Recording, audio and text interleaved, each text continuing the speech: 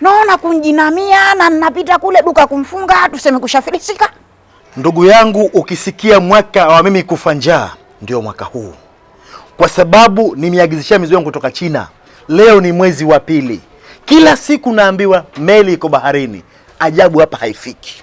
Haya, kunsafirishia kampuni gani? Kampuni ndio hizo ambazo kila siku tunasafirishia. Hiyo ni kusudi. Na watu wasema kusudi haiambii pole. Usiniambie hivyo. Kama sikwambia hutawerevuka.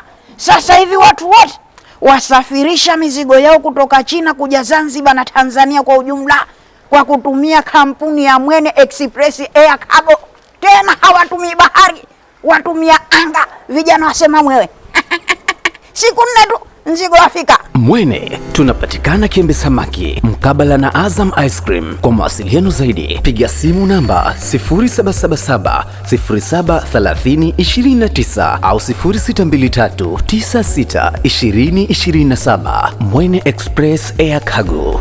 We will happy to work with you.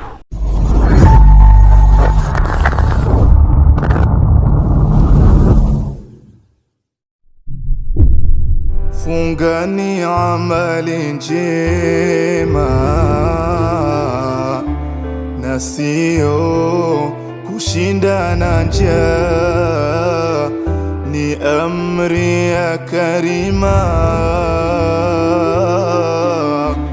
ni nguzo ya Islamia. Jifunze amali njema, wako moyo uwe naqiya, uwe tohara kijana, kwa nguo na amali pia.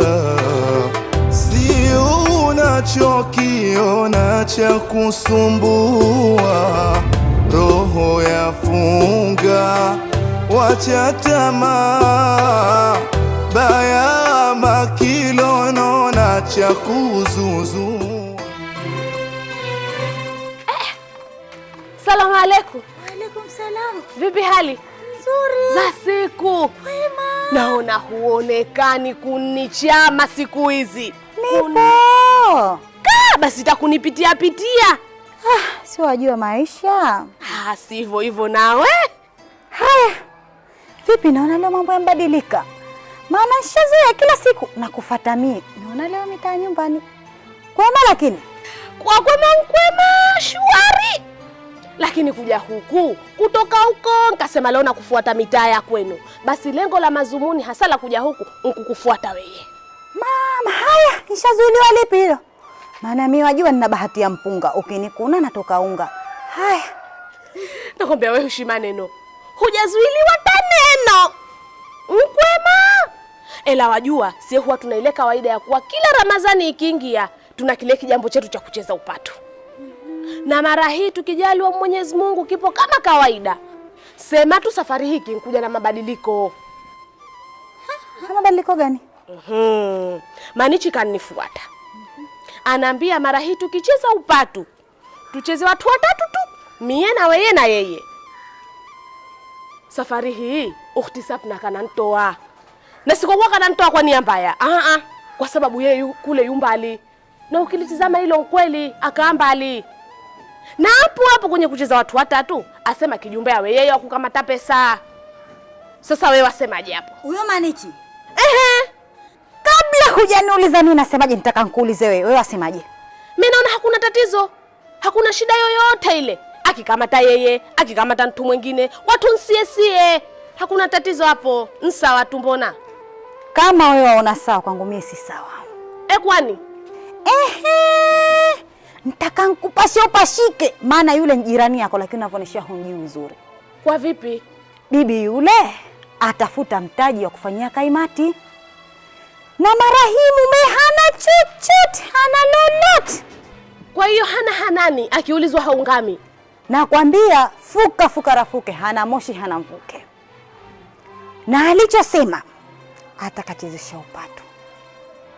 Kwa hiyo huko kanaambia watu, sina mtaji, nitakaupata wapi? Kwa hiyo nichezeshe upatu, na jirani zangu wajinga hapa wataniletea pesa mpate japo 30,000 nikafanyie kaimati. Kwa hiyo mimi si jirani mjinga. Kama jirani mjinga sawa. Na ikiwa kijumba wewe, mimi niko tayari 10, 20, 30 nitaleta. Ila kwa yule mimi sitoi hata 100. Wanisikia? Kwa hiyo yaliyojiri ni hayo. Na si hayo tu, nayo tele, nayafunika. Ushasikia? Mengi mazito, mapana, manene shoga yangu. Wakumbe yule. Ila siri sitaki kwambia. Sasa kwa hali ishafikia hivyo, basi na hili itabidi nikalifikirie kwa makini. Nkalichekeche vizuri mwakilini mwangu. Halafu hishapata majibu, nkurudie tena. Hasa hapo ni hiari yako. Ukifikiria, usipofikiria, ukiliangalia, usipoliangalia, nimesha kwambia maana wajibu wangu nishapitisha. Yasije kutokezea ukaja ukasema sijakwambia. Najitoa mimi.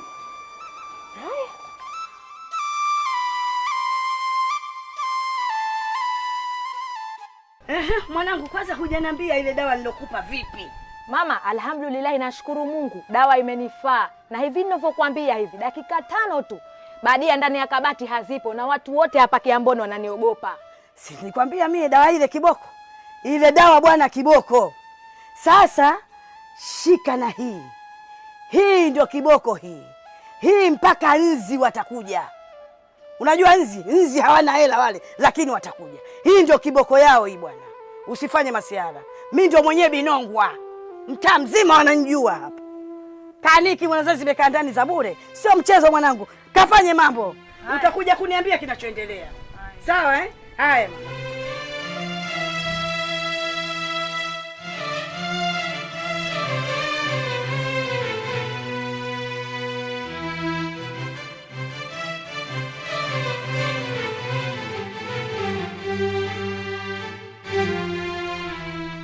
Assalamu alaikum warahmatullahi wabarakatuh. Wa alaikum salam warahmatullahi wabarakatuh. Vipi hali? Nzuri. Kwema lakini? Salama kabisa. Naona upo kwenye matembezi kidogo. Lazima nipo kwenye matembezi, na kama sijatembea hichi nitakachokwambia hapa nisingekikuta. Yapi tena hayo? Una habari kama wale shoga zako, unaona we ndo ndugu zako, pika pakua, chake chao, chako wankutoa? Shoga zangu wepi tena? Tuseme huwajui? Mandichina naomba? Haya, wamenitoa wapi? Wankutoa kwenye upato. Yaani mimi nilijua labda kuna kitu kikubwa sana unataka kuniambia, lakini kumbe kunitoa kwenye upato tu. Basi alhamdulillah, nimshukuru Mwenyezi Mungu kwa sababu kwanza watakuwa wamenipunguzia majukumu.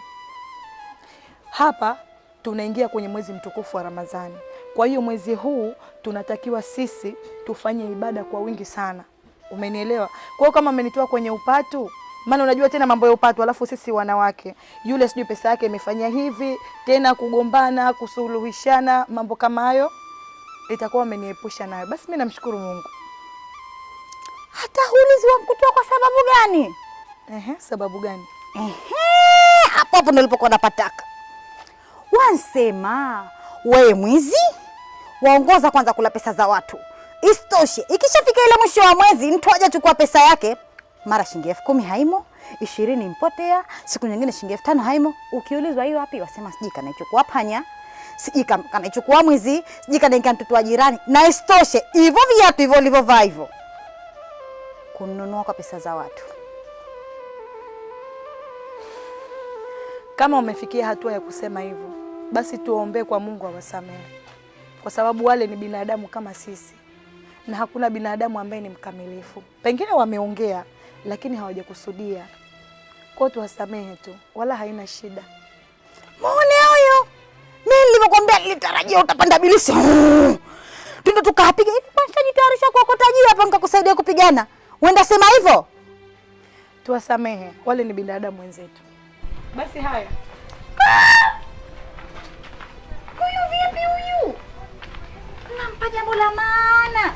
Baada hapa azishika sirikeke. Shamkosa.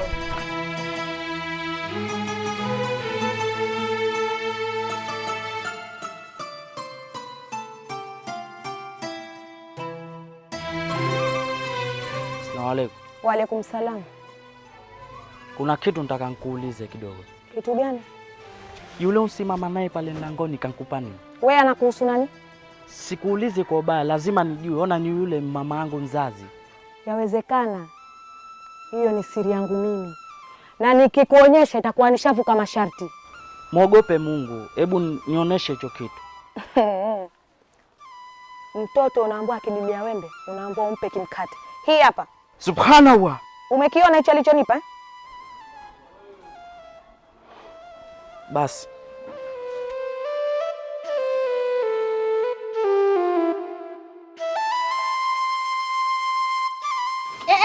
Wapi bwana wewe?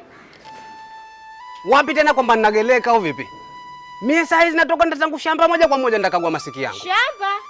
Badala leo tukakaa tukapanga mambo ya Mrisho na Ramadhani, unaenda shamba, una vituko kwa sababu ana wewe. Mimi na vituko lakini nawe unagoya. Tena unagoya pevu. Haya untunke wewe wapi na wapi? Mipango bila pesa. Mipango bila pesa yapangika. Uko unapokwenda na uhakika kuna pesa au umeziweka unaenda kuchukua? Uhakika kupata pesa ntunke wewe sinao. Jambo la uhakika ni kufa tu. Nangua kutoka ntume kana uombea. Na wazee wakale wesema hivi, ngagana hapo hali vikavu. Acha ndenkatara zaki. Hikosa pesa tarudi na marazi.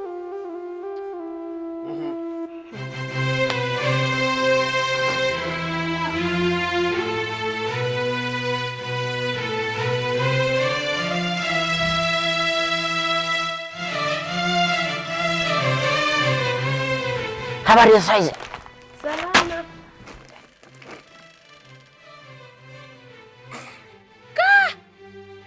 Basi hutizami wabwaga tu. Pana ntuvu hapa wazingani kunywa maguu. Maguu se kwa nyuka mie nilitoka na sokoni. Uje kwa nikueleka kitako. Sasa sikiliza. Mchele tayari huu. Huu upike utakuwa ni wa Mwirisho na daku kabisa. Mtu mume we. Mbona unataka nipa maajabu? Mwirisho na daku kabisa, una uhakika gani kama mwezi utaandama? Kuandama kwa mwezi na kutoandama kwa mwezi, hiyo ni mipango ya Mwenyezi Mungu. Lakini wazee wesema, hamadi kibindoni silaha mkononi. Huu upike. Mwezi ukiindama, tutakulia daku. Haweinda matakulia mwenye sitaki mpanfu. Niye mpunda na nguvu zangu. Haya, ela mie kuingia jikoni usiku sioni shida. Halafu mie hisema utachukua ule mchele refu nyuka kama panda ya kupigia shozi.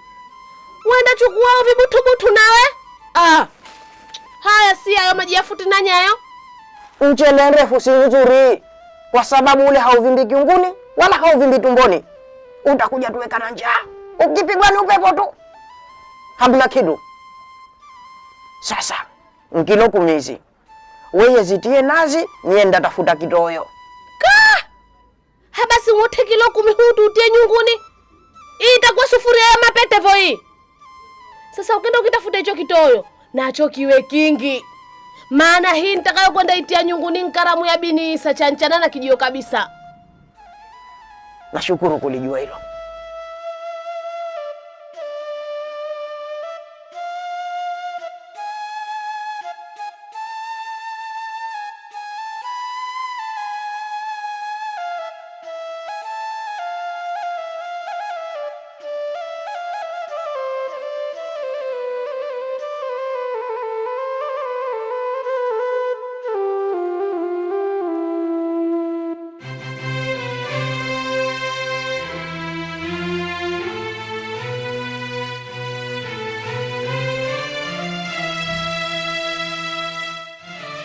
Hanki wako angekuonaje?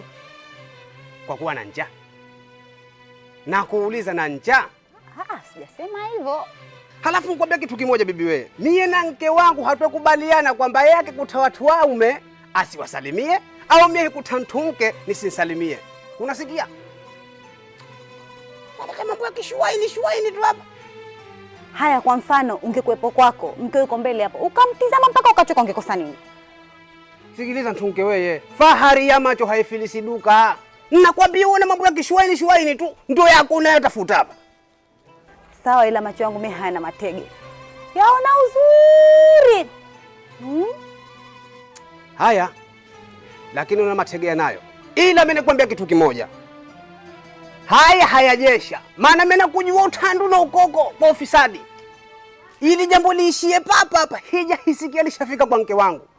Mama we, ndio utakapokuja jua kwa nini Jongo hana mwendo, ile hali kwamba ana magulu kuki. Fisadi mkubwa we, shuwaini we.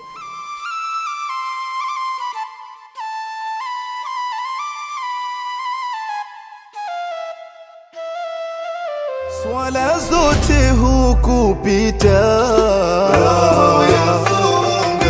unajitia pirika.